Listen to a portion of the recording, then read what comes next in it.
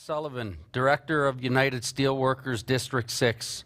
We're proud to represent over 75,000 steelworkers in Ontario and the Atlantic provinces.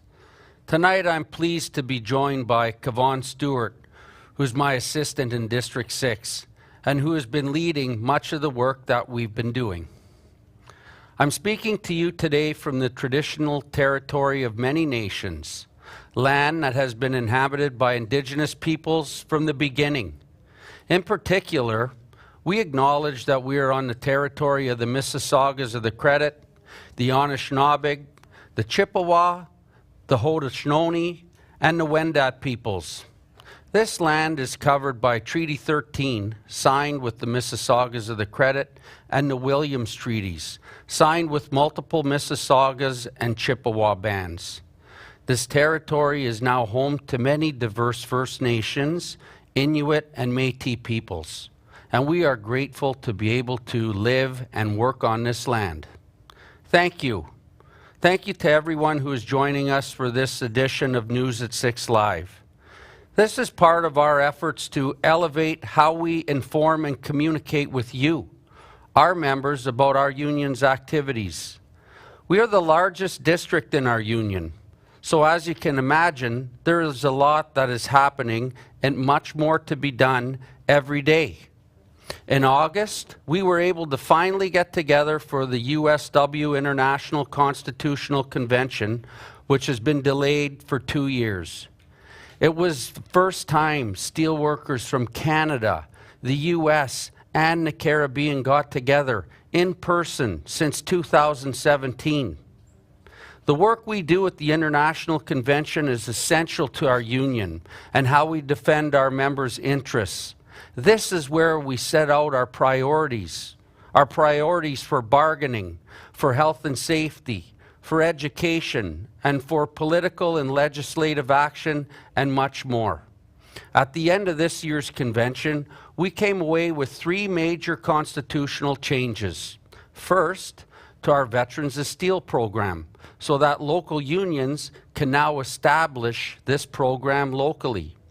Secondly, parental leave adjustments. And thirdly, improved harassment policies.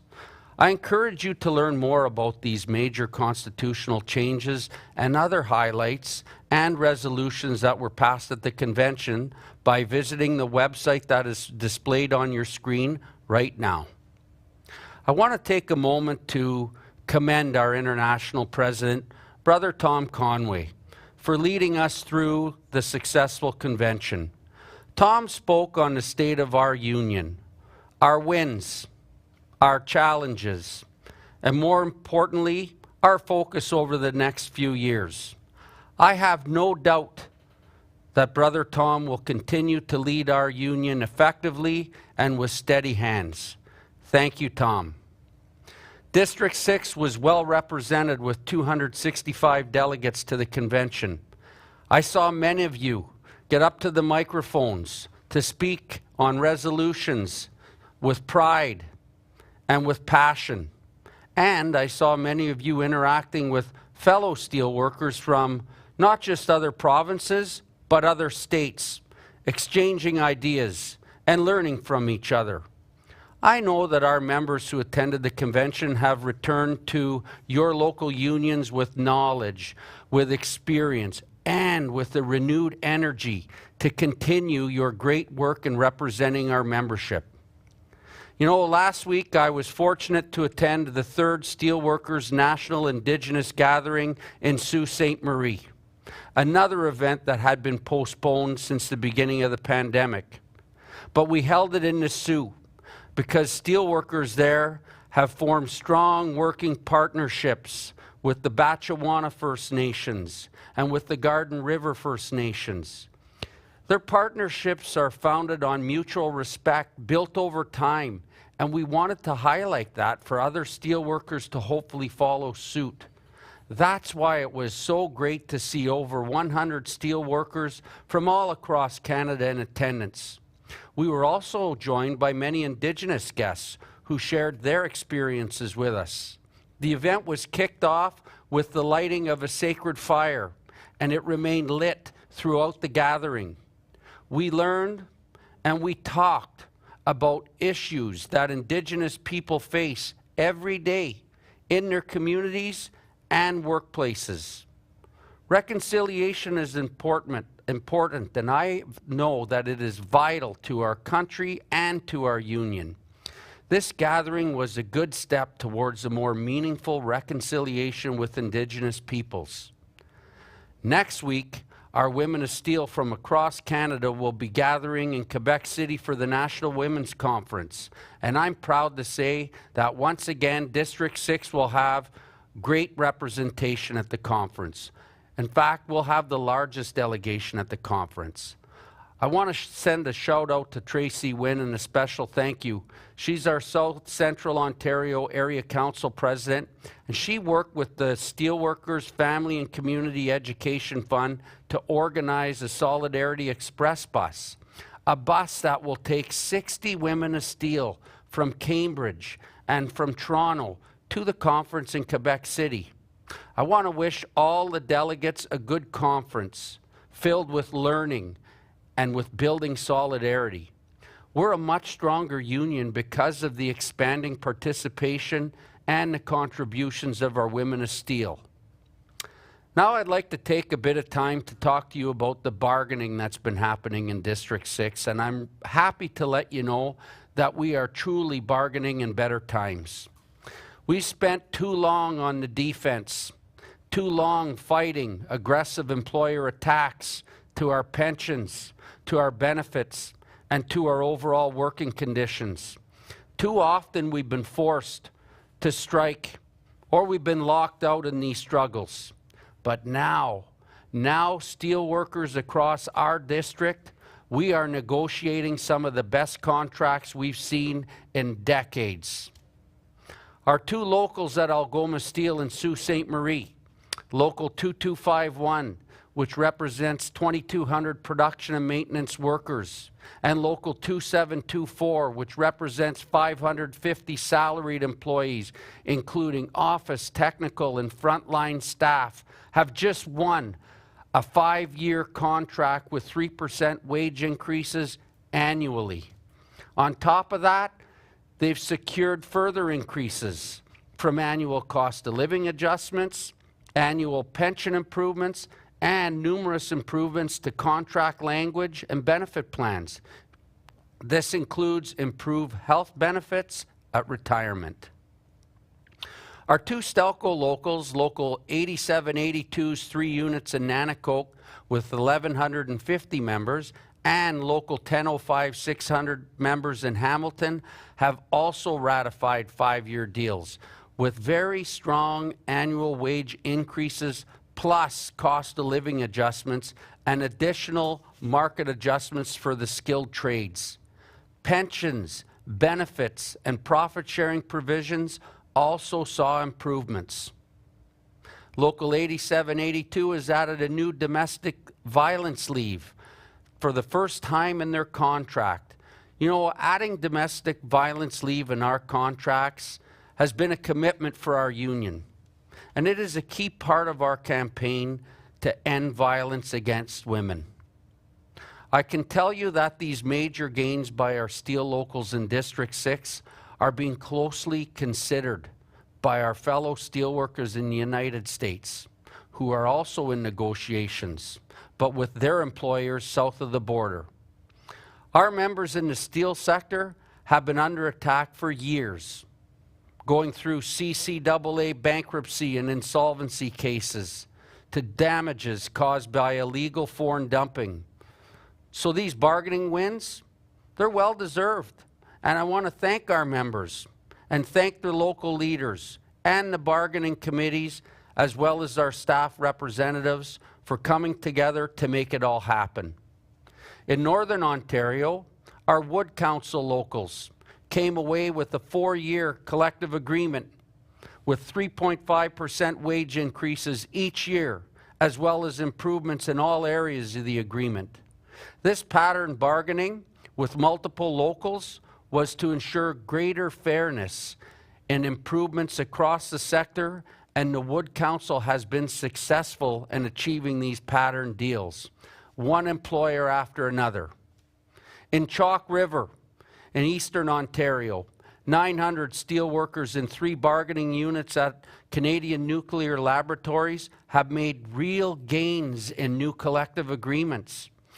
Locals 1568 and 2 units under Local 4096 successfully negotiated 7% increases across the board over 2 years. They increased their shift and on-call premiums and made numerous language improvements. The work of these members is crucial. It's crucial to the success of these operations and maintaining Canada's status as a world leader in the peaceful use of nuclear energy as well as medical isotopes. Their contracts recognize the value of their work. Hotel workers from Local 1-306 in St. John, New Brunswick bargained a 12.5% wage increase over the life of their contract, and also they added job evaluation language. Members of Local 9097 who work at a transshipment terminal in Newfoundland and Labrador, they were able to bargain paid sick days, paid personal days, and they secured increases to workwear allowances. Early childhood educators at Local 6185 in Labrador finalized their first contract. It's a 3-year deal. Successfully, they bargained a signing bonus as well as a 10% wage increase over the life of their contract and other improvements that include travel allowance and vacation language. At Queen's University in Kingston, Local 2010 entered bargaining under the proverbial elephant in the room, Bill 124, the provincial law that limits public sector wage increases to just 1%. But Local 2010, they rose to the occasion, engaged and mobilized their members, who in turn spoke out about their concerns and priorities. They said, if wages are going to be restricted, let's look at other ways to improve our working lives. As a result, the local was able to negotiate numerous improvements in parental leave top-up, tuition and childcare benefits, and language to improve working conditions. One of the local's most important gains in this contract is securing job evaluation and pay equity language. Having the steelworkers and a strong union behind them to be able to fight for meaningful pay equity improvements, that was the main reason these workers joined the steelworkers. And now they've achieved the goal that they've demonstrated, that non-monetary gains can provide major improvements in the lives of their members. I know they're proud of what they were able to achieve, and I am proud of what they achieved as well. As you've noticed, steelworkers were winning good contracts in a variety of economic sectors. This is a timely reminder that the USW is everybody's union, and that the diversity of our members is truly what makes us stronger. As we celebrate our wins, we do continue to confront some significant challenges, including our ongoing fight for safe and healthy workplaces. In a span of just 21 months, there were 3 workplace deaths of steelworkers at National Steel Car in Hamilton. And just last month, at the refinery in Come By Chance, Newfoundland, a catastrophic explosion sent 8 workers to the hospital in critical condition, 2 of whom are steelworker members. These workplace deaths and injuries on the job should not be happening in the first place. The recent tragedies at these 2 workplaces, as with so many others before them, they were all preventable. Our union is committed to doing everything we can to ensure safe and healthy workplaces, but we can't do it alone. The health and safety of our workers requires a mutual commitment from employers as well as governments. And too often, they let us down with tragic consequences. We just marked the 30th anniversary of the Westray mine disaster earlier this year. Following the mine explosion in Stellarton, Nova Scotia, that killed 26 workers in 1992, it was the steelworkers that stood up and led the way for years in lobbying with Bill C-45 to be enshrined as the Westray Law. But to this day, the law is not adequately enforced, and employers are not being held accountable. For years, we've been building support across the country, as well as lobbying politicians to demand greater enforcement on the Westray Law. But it's clear, we need to do more. We will not let up. Soon, we'll be calling on many of you to join in our efforts to expand our campaign to stop the killing and enforce the law. The work of our union isn't possible without the passion and activism of our members. In District 6, we're very fortunate to have a growing number of activists who are ready to take on new challenges. This leads me to our committees, something we're proud of. Our Women of Steel, our Next Gen, Political Action, Health and Safety, and Human Rights.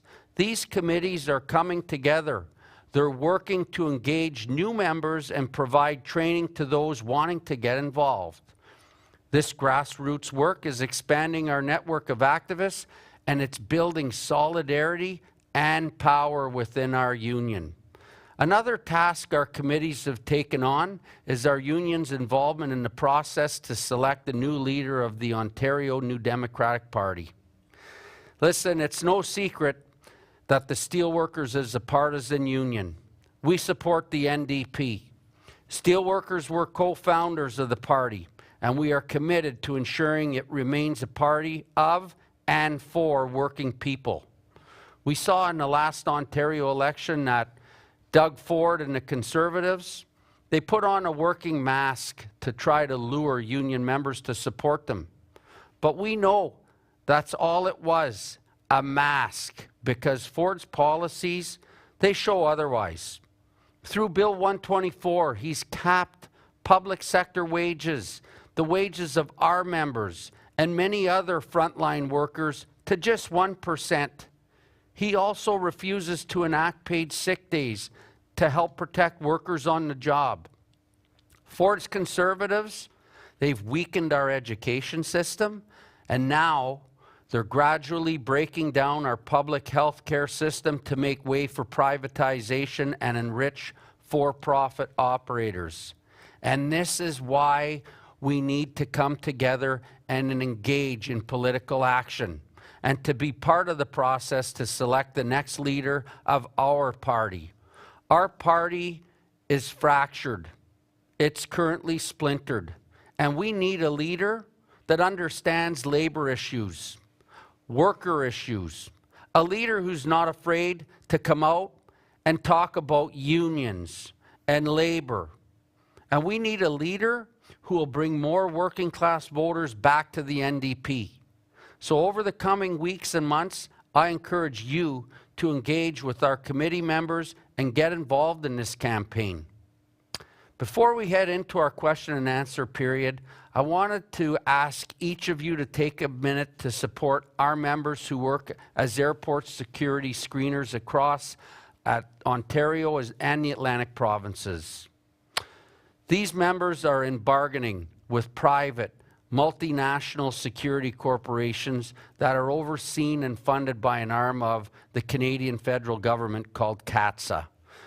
Under the government's watch, the corporations have made huge profits, while security screeners have been underpaid, overworked, and disrespected for years. Now security screeners are saying enough is enough. They're taking a stand at the bargaining table. They're demanding the wages, the pensions, and the working conditions they so deserve. Our union launched a campaign to support these members that includes an online petition to demand the federal government resolve the situation. So I'm asking you, please take a minute and sign the petition through the website showing on your screen now. Finally, I'd like to say The steelworkers, our union is strong. Our union's healthy, and we're fighting back. We're taking on the challenges. We're making gains, and we're making victories. But we can't stop, and we won't stop, and we'll never let up. We will continue the work that we've been doing, work we've been doing together. We're going to continue to engage our members and to build solidarity. Thank you all once again for what you do.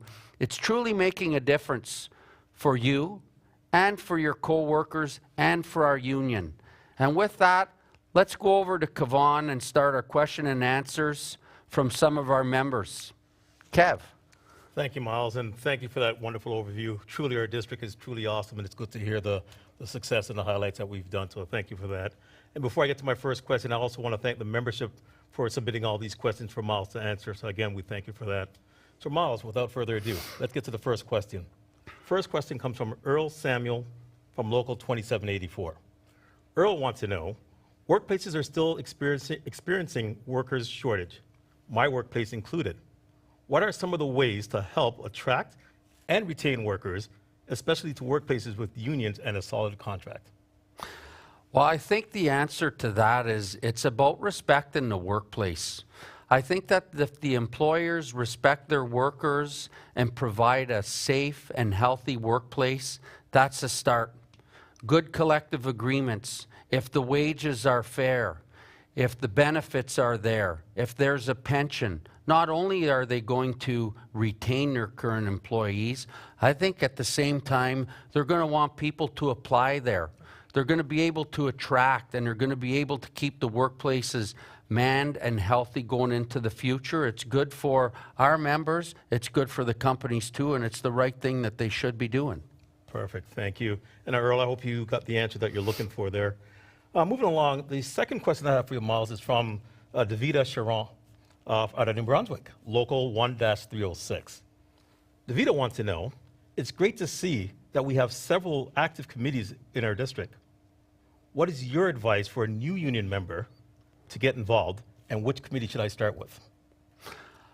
I think that new members, they've got to educate themselves. We've got to promote what our committees are when they do get hired at the workplace.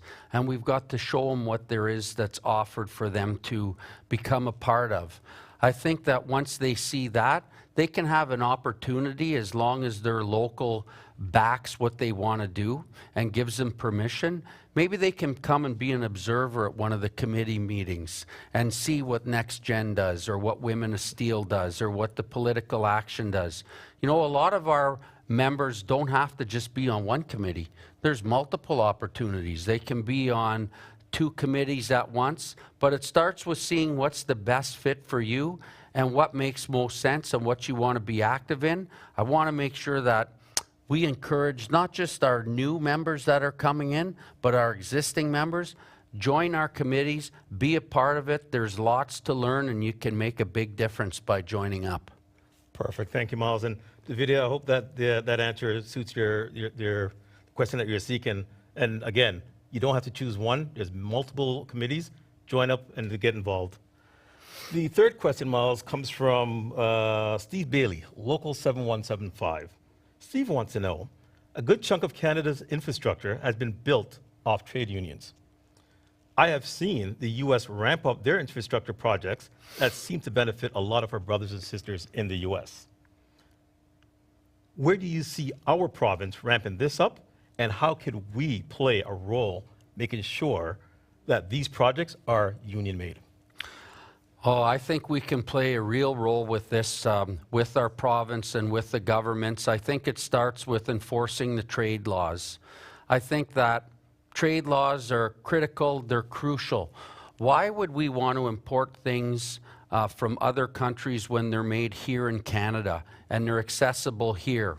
I think that we can work with governments to pressure that. I also think that we need to have the right things in place to take care of the green economy that's on the horizon and that's upon us. You know, there's electric vehicles, there's the batteries that have to be made. And on top of that, we have to pressure governments to make sure that electricity is affordable, that in Ontario, it's the right place, and Atlantic Canada to do business, not just to support the current operations that are there that are unionized, to build, to expand, and to make more manufacturing and better stuff for Canada with easier laws to unionize so that we can represent those members. It's the right thing, not just for District 6, but our country. Perfect. Thank you, Miles. Great answer. Following up, our next question is from Charlene Clark, Local 13173. Charlene wants to thank you for touching on health and safety and how important it is in the workplace. Charlene's question is, what roles can government take in helping our workplaces to become safer? Yes, they pass laws, but they're never held accountable. Well, I think the first step that our governments can do to make sure that our workplaces are safer is that we've got to have the inspectors that are there, that are visiting the workplace, that are holding the corporations and the companies responsible for following the legislation that's there. They've got to take a deep dive into the health and safety committees and listen to the unions and listen to our members as well as the company so that the adequate training's there, so the issues are being addressed, so that there's not a backlog and a pileup of issues. But if that doesn't work, the West Trade Law has to be there. You know, in Steel Car, those 3 fatalities, at the refinery, what happened there, we're having the conversations with the police forces there, saying it's time to investigate under a criminal lens. So when the responsibility fails, the accountability has to be there to hold them accountable. Perfect. And Charlene, just one thing to add to Miles' comment. If you need additional information on health and safety, don't hesitate to call the district office. Sylvia Boyce is our health and safety coordinator, and she'll be happy to help out any questions that you may have. Looking at the time, Miles, I think we're running out of time here, but I think we have time for 2 more questions. Sure. So let's go with a 5th question from Bernard Obed from Local 9508. Bernard wants to know, I'm seeing more younger people learn about unions and wanting to join unions. What can a seasoned unionist do to help recruit more young workers? After all, they are our future. Well, you know what? It's really great to see a lot of new young members that are being hired into steelworker facilities, and I think that our senior members can make a real difference by reaching out and talking to the new recruits and showing them the collective agreement and explaining to them not only what it means and what their rights are, but how the agreement was reached. And it wasn't overnight. It took time, and it may have taken decades. And from there, we can get the newer members to hopefully want to become activists and learn the importance of being a union steward, being a health and safety rep, taking the member-to-member training that we offer that's so great. Once they understand that and learn it, hopefully those new members can take that outside the workplace, chat it up with their friends, talk at home, talk with relatives, and maybe that can lead to organizing drives. I know that a lot of the newer members that are now steelworkers are saying, I never knew I had these rights in my workplace until I went into a steelworker facility, and they love it. Yeah. Thank you. And again, looking at the time, Miles, I got one last question to ask you. And the problem with this question, Miles, it's from an anonymous individual. Doesn't want to say their name or what local they belong to. But I think it's a fitting question to ask. And the question is, will the Habs win the Stanley Cup? Well, you know, it's an anonymous question, but I got to tell you that Director Warren may be gone from District 6, but obviously he's got a keen eye on the news at 6 Live tonight. So, Marty, I just want to tell you, I honestly don't know if the Habs are going to win the Stanley Cup this year, but I think they got a better chance than the Maple Leafs. I want to say, Kev, thank you for those questions. We got to wrap up. It's been a pleasure to address you live this evening. A recording of this segment will be available on our Facebook page as well as YouTube shortly after we wrap up tonight. Have a good night and solidarity from District 6. Thank you.